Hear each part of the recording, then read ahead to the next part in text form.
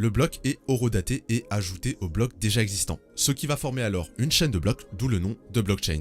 La transaction devient alors visible par tous, mais ne peut plus être modifiée.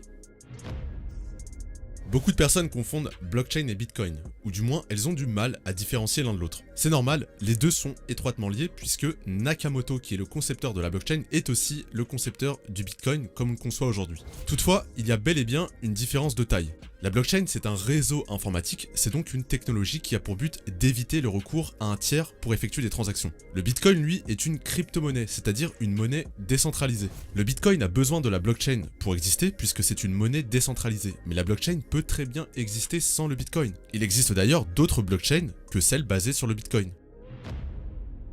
Alors là, on va pas faire une liste de toutes les applications possibles de la blockchain car premièrement c'est inutile et deuxièmement internet regorge d'articles à ce sujet. En fait, on peut résumer tout ça très simplement. La blockchain a une utilité dans toutes les transactions entre deux ou plusieurs personnes et dès lors que l'on souhaite que cette transaction soit sécurisée et anonymisée.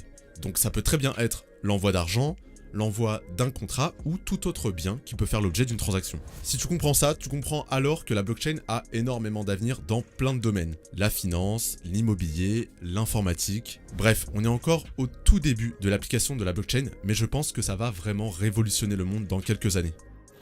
Sur ce, on arrive à la fin de cette vidéo, j'espère qu'elle t'a été utile et qu'elle t'a permis de comprendre ce qu'était la blockchain et comment ça fonctionne. Si c'est le cas, comme d'habitude, n'hésite pas à laisser un petit pouce bleu, un petit commentaire, ça fait toujours plaisir et ça aide énormément, bien sûr, pour le référencement. Sur ce, on se dit à bientôt pour une prochaine vidéo.